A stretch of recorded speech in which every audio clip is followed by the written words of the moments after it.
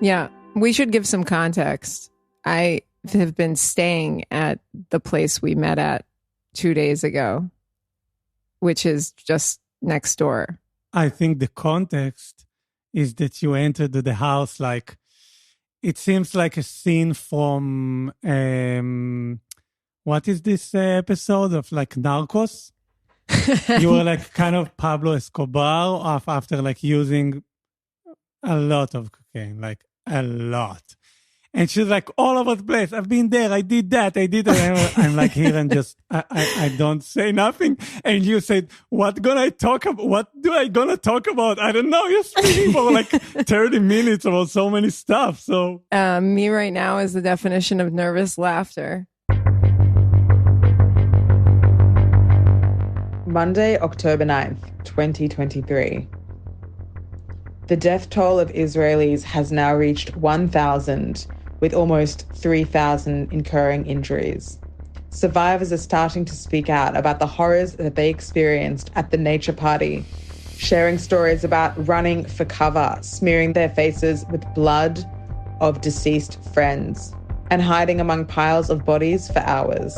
Furthermore, Israel saw on the northern border confrontations with Hezbollah terrorists, which included an exchange of rocket fire and the killing of terrorists that appeared to infiltrate Israeli territory. The Home Front Command has commanded Israeli citizens to stock up on water and food, enough for 72 hours, in the case of an emergency. The IDF also announced that they did manage to capture back Israeli territory from Hamas militants.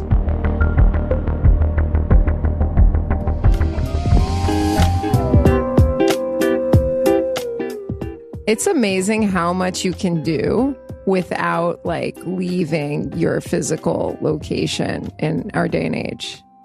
Like I was on the phone / messaging with people in Los Angeles, San Francisco, Miami, New York, Saloniki, Greece, Italy, people, this couple I met in Myanmar, like in 2014, reached out to me. I think we literally spent half a day together. Like, I can't believe they even, those Facebook contacts from like back in the day when everyone was like, ooh, add me on Facebook. Ooh, add me on Facebook. Ooh, add me on Facebook. Like that era of Facebook. Next thing you know, the Indian that gave you a Reiki treatment 10 years ago in Goa send you a message like, what's going on, man? Yeah, but you know what? It's incredible because I heard from them, and I haven't heard from people that I've known for much longer, including, and it needs to be said, Jewish people in the States that are friends of mine that know I live here, and their Instagrams and Facebooks are silent, completely silent. Silent like Bella and Gigi Haddad's, like shout out. Yeah, nothing. Like nothing. Just complete silence.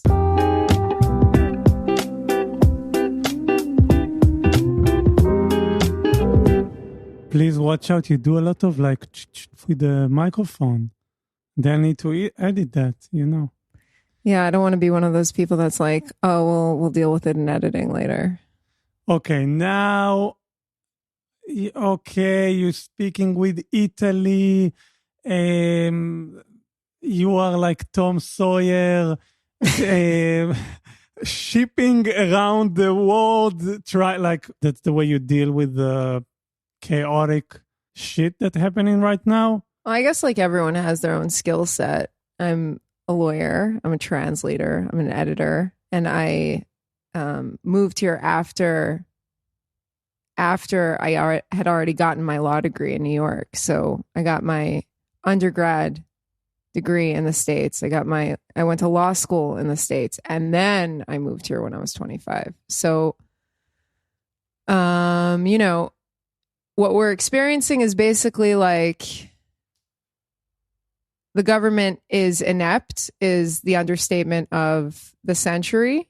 So what is inept? Inept, like wholly, like underprepared, like I don't even know. I don't even want to like get into this whole like allocation of blame thing or whatever, but like this is in terms of scale, in terms of speed, in terms of how fragmented this thing is and how many things are going on simultaneously and still unfolding and how much we still don't know.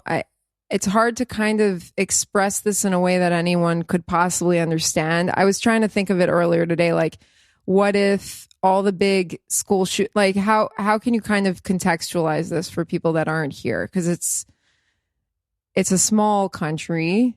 There aren't that many of us. And then it's as if like all the school shootings that happened in America in the past 10 years, like all happened in the same day, but it's not school shootings. So it's like you're searching for some sort of like thing to kind of just try to put this into some sort of scope that other people can understand, but there's like nothing really that fits the bill. Anyway, so this whole like, oh, the government will just like take care of it. Like, I'll just, whatever. Like, that's not applicable here. Like civilians, even on day one, like there was no public transportation. So civilians were driving soldiers where they needed to go. Like everything has been kind of like civilians rallying, like donating things, bringing them together. Like, so everyone's doing what they can. And what I can do is bridge, that's like where I come in. It's like, that's one network. That's another network. Here's another network. Here are people that want to help. They have funds. They want to know where to put it. Other people are sending me like needs on the ground. International media organizations are coming in. They need fixers.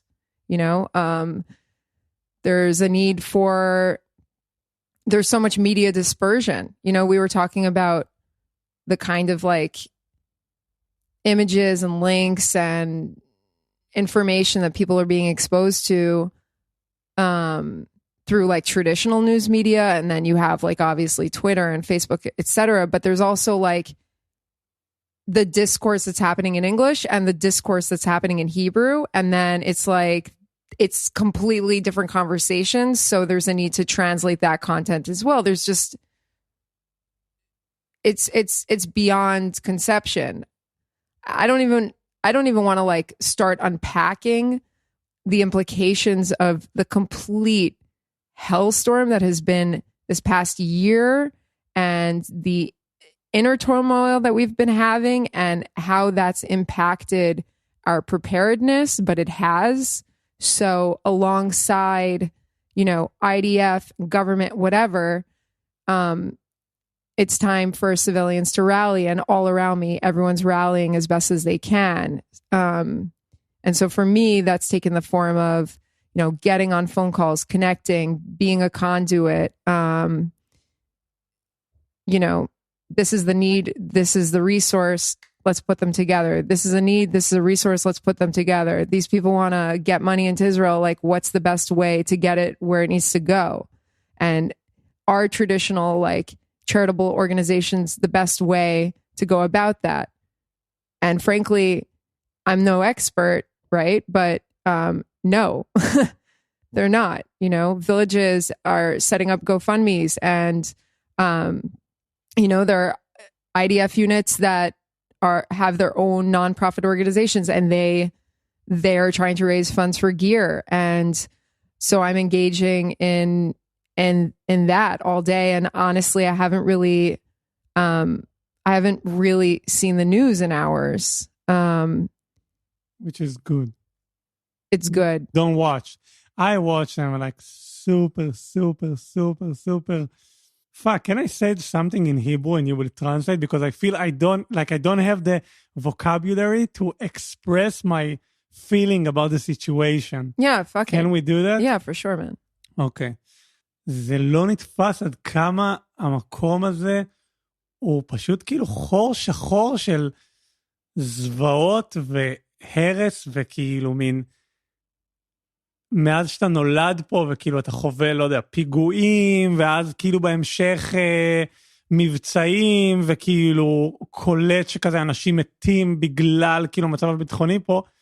הגענו לאיזה רף שהוא כאילו מין, אני פשוט כאילו לא מצליח לתפוס איך אנחנו אמורים להמשיך כאילו לקיים אתה כאילו מדינה, באמת כאילו, לא יודע, לראות פאנלים בערוץ 12, כאילו של כל מיני מצ'ואיסטים, קרחים חשוב להגיד, שכאילו מין, דופקים נאומים על כמה שצריך כאילו לשטח את עזה, ואתה כאילו מין, אני לא יודע, כאילו לא מצליח למצוא את הידיים והרגליים בתוך כאילו כל הכאוס החולני הזה, שלא נדבר על כאילו מחשבות, על כאילו דברים שקרו במסיבה, בנות שנאנסו, כל התמונות הפאקינג מחרידות האלה מהאינסטגרם כזה, מין, איך אתה אמור לחיות פה, כאילו מין, you remember everything I said and can translate it? Yeah, you should put that in, like the length, and then I'm gonna do the best I can. All right.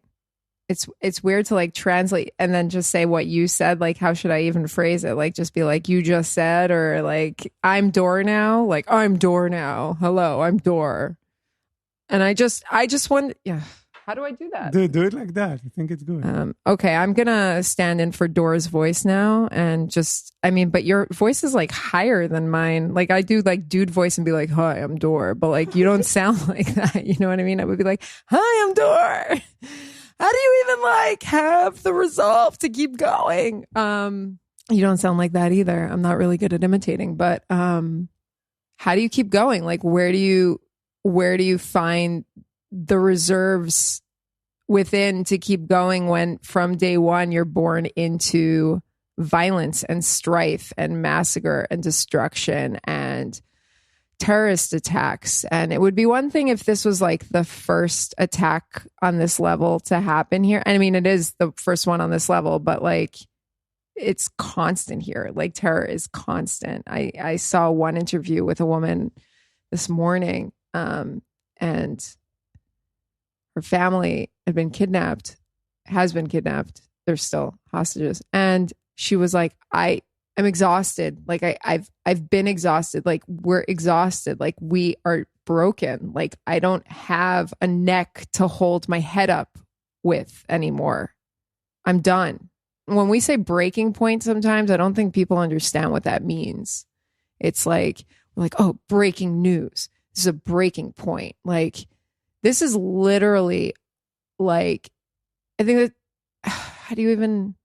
You forgot to translate my shit. I thought you were going to feed me like 2 sentences at a time. Do you want to like play it back and we'll like chop it up? Like No, that's okay. Let's do music transition and then hold speak about something on. else. What you said was really important because it's like, it's never ending. It's almost like, when I first got here, everyone's like, yeah, Israel's like 15 years behind, like the movies back in the day in like the 90s when we would come here to visit my grandparents when I was a kid, like there was no Heinz ketchup, my little brother would like cry about the local ketchup and like miss the ketchup in New York, or like there were no cereal and there were like 2 channels on TV. And now it's like kind of much more similar, but in a sense, Israel has experienced the whole like terrorist wave of America ahead of time. Like when 9/11 happened, I was in high school and I just remember being like, I've known about terrorism before. So in a weird way, we're like on a different timeline here. This is on a scale that's unprecedented. I don't know where you get the reserves to keep going, but I can tell you, Dora, that for my Jewish friends in the States who are like calling me and messaging me, crying, heartbroken, having been allies for minorities and for other groups their whole lives, feeling completely abandoned, and as if for the first time they're discovering that their peers and their friends are actually like Jew haters. I don't know if the grass is greener elsewhere. And I think that, for Israelis that have been, and, justifiably considering very seriously or having already moved elsewhere in increasing numbers over recent years due to everything going on here, I think that the events now, in a sense, it's really hard being here, but I don't envy my friends in New York that are allies and that are Jewish and that feel completely abandoned. I don't envy one of my closest friends who's in Holland right now. And, you know, there's like 1 or 2 people to hug her and she's like scared to say where she's from. I envy them. Why?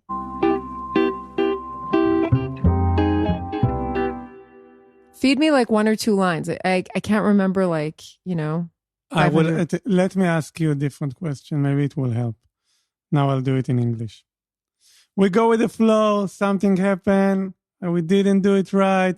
This is like, it's punk, you know? It is. It's, you know what? There is a lot of letting go. Like, I feel like super raw, super unfiltered. Like, you know, I'm like a reforming perfectionist or whatever. Like the whole fact that we're like releasing this like this, like that it's not this thing that I was like heavily researched and like that I might be saying the wrong thing. I might be coming across like I don't even know, like a fucking asshole. Like I feel like strangely vulnerable and also kind of this newfound strength that to just be myself, but also like apologetic for it and insecure about it. And I guess, I mean, that's always kind of how I felt about being me, you know, like being this kind of intense person. But now it's almost like, fuck it, you know?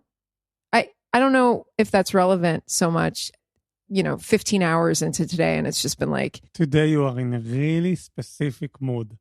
I know you for 3 days. Today, this one was very specific. Yeah. Well, I mean, the energy you are in, like, in the room right now. I drank more coffee than I usually do today. but I'm with you, like, אני מפרגן לך. How do you say that? You're supporting me. You're encouraging me. Lefargen, there's no real word for lefargen. Anyway, this is my question. I didn't do drugs today, as in the last 2 episodes. What I did is to go visit my sister and my mother in a little village 30 minutes away from Tel Aviv. And, you know, little children, this is life, you know, they're smiling. They're like so cute and so tender and just like, it's something amazing. And I look at them and I look at my sister and I thought, like, how can someone bring children to a country like Israel? Like, what is the feeling that you hold a baby and you know, like, the fucking madness outside? Like, how do you do that? Like, it makes no sense, you know? Like, I think I don't want to have kids after this event. I'm so glad you asked me about motherhood. I'm 37 years old. I thought about freezing my eggs last year. I had like a real, should I not reproduce thing? And should I not do it here? And as of now, I have not. And I did not end up going through with freezing my eggs and many things about it. In terms of children being that like magical light force, I am so grateful I am sheltering with the most adorable and loving, generous family. And they're incredibly cute 2.5-year-old child who is like an anime character out of a Miyazaki film. And she likes the song Let's Go Crazy by Prince. So every morning we hear it at least 3 times. Can you sing it? Dun, dun, dun, dun, dun, dun, dun, dun. Because we don't have the copyright to put it actually in the podcast. And break us down. Let's go crazy. Like that one, you know?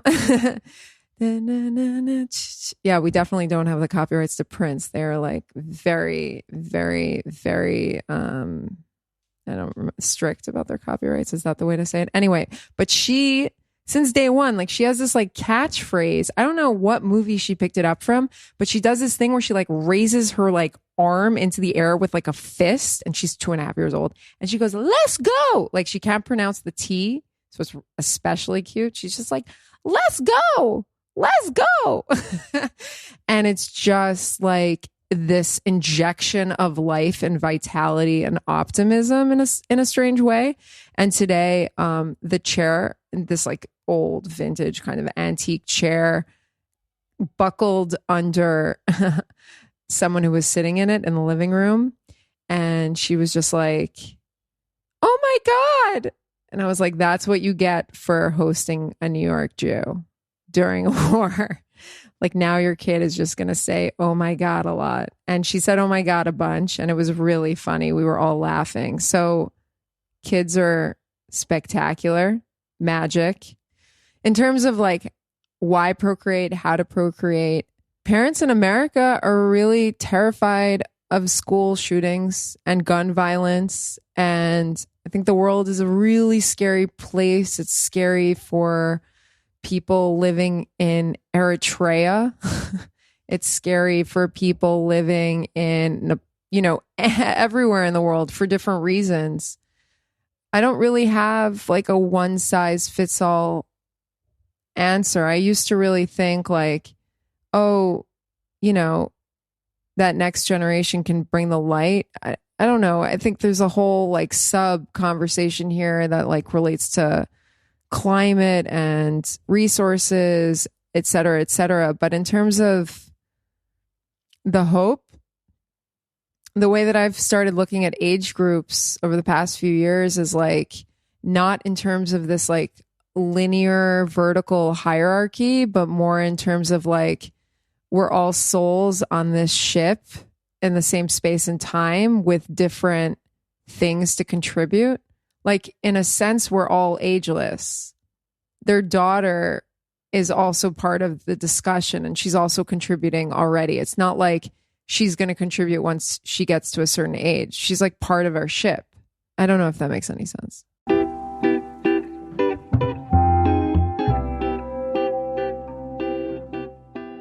Did you bought water?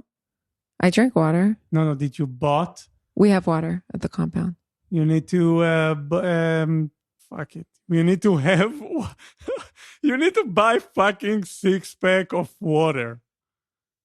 Okay, you need to have a lot of water because in the next 72 hours, who knows? It's gonna be a mess. You know what I think is a mess? The moderation of comments on social media. I've been on Facebook it'll be 20 years in May. Seriously? Yeah. I've been on Facebook since Mark Zuckerberg was a freshman at Harvard when I was a freshman at WashU. We brought a cake for the event. I don't know if I'm going to make it to 20 years. Frankly, it's like you can't, if you're a woman, you cannot show your nipples on Facebook or Instagram. I don't know about Twitter because I don't use Twitter. But you can write crazy, hateful is an understatement. You can write shit calling for the genocide of people and someone else could report it, like I've reported. And then I got back these messages today that were like, "Thank you so much for reaching out to us. We checked, we took a look at your request and we're going to respectfully decline because those comments are in line with our community standards." And I'm just like, what the fuck? Like, my nipples aren't in line with community standards, but calling for women to be raped, tortured, and killed are in line with the community standards. And if those are the community standards, like, what? Like, seriously, what? I am just like, and that's just like a tiny little footnote of many of the thoughts going through my head today. And it's not like the first time, but it's just like, didn't we already do this whole thing where like Mark Zuckerberg was like interrogated in front of the Senate or the House? And then they were like, we're going to do a better job at moderating. Like, we were involved in like the slaughter of Rohingya Muslims in Myanmar. And like, we did a shitty job moderating. And they have like, there's like a fucking Facebook like R&D site. Like they're fucking Israelis working for Facebook and they can't moderate this shit. Like, And I imagine those people are called up to reserve duty. So like, where is the loyalty of a company that is employing so many Israelis? Like, what is going on?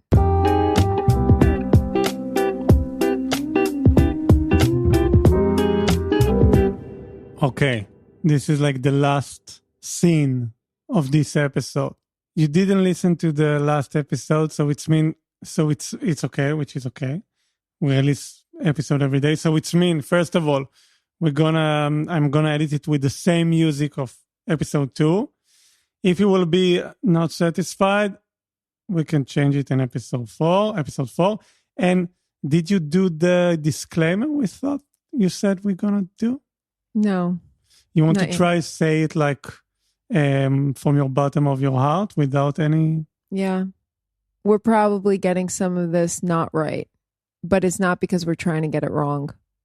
We're just sharing during a really strange time.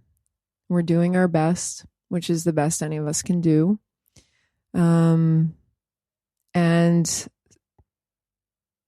again, I think I said this in the last episode, maybe it was edited out, but if you're looking for hard-hitting news or facts on the ground or something else, there's other resources out there.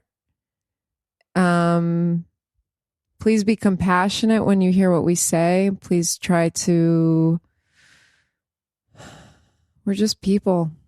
We're just people like you, like anyone else. We like life. We love life.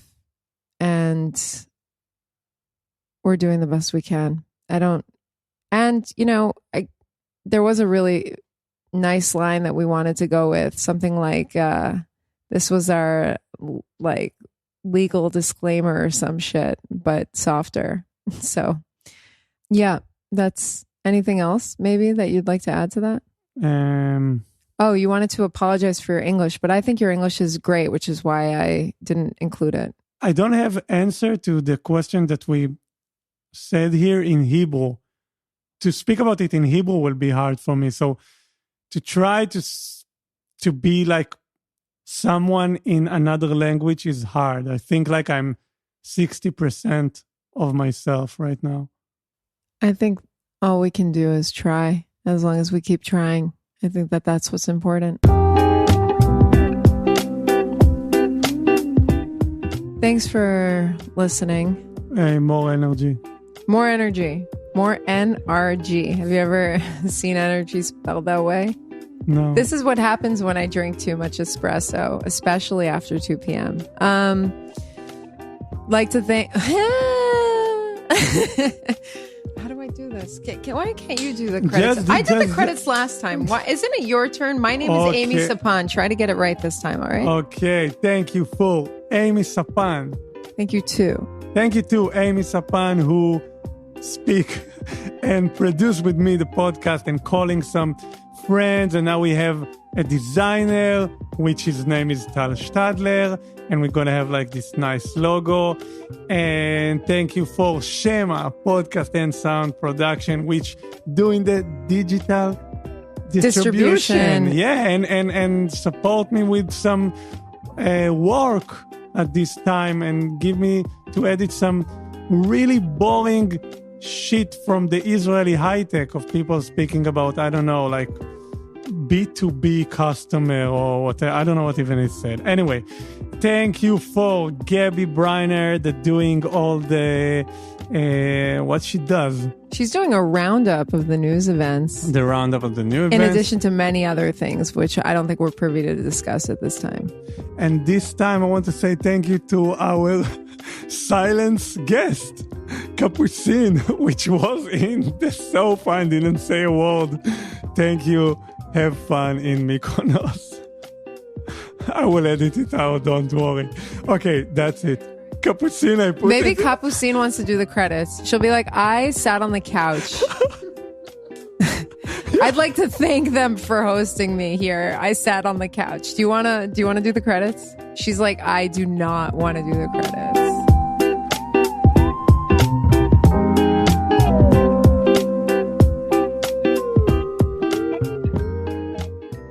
Oh, can I do like one footnote to Larry David? I thought that could be really cute. Okay. Yeah, sure. Okay. So I wasn't able to sleep 2 nights ago. Like I slept like 2.5 hours. And then last night I was able to sleep.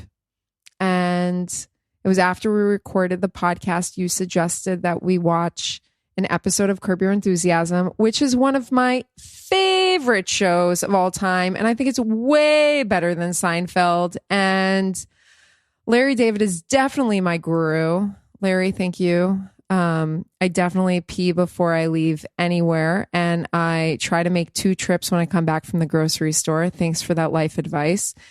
And Curb Your Enthusiasm is translated as 𝕊𝔸𝔽𝔼 in Hebrew, which literally translates to relax. And it's more like calm down. Calm down. Yeah, that's true. And it really calmed me down and I was able to sleep more than 6 hours. So if anyone has contact with Larry, please let him know that he has done a huge mitzvah for this girl right here. Thank you. And that's it. and for this guy. And for Dor as well. Were you able to sleep after that? Sure thing. Oh, it was the Clone-X. I don't know. Larry, we love you. Thank you.